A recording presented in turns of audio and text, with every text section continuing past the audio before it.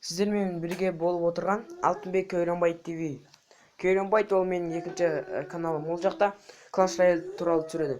Біздің осы жолы өтетін тақырыбымыз ол екі топ ВК.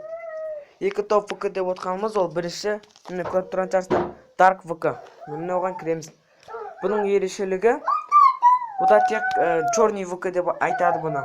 Міне менің профилім қапашсам, осыған подписаться етіп кетуіңіздерді сұраймын. Қазір тастап жіберейін. Кім? Ал екінші ВК түрі мынандай. Ол міне ВК кофе. ВК кофенің ерекшелігі міне көріп тұрған шығарсыздар.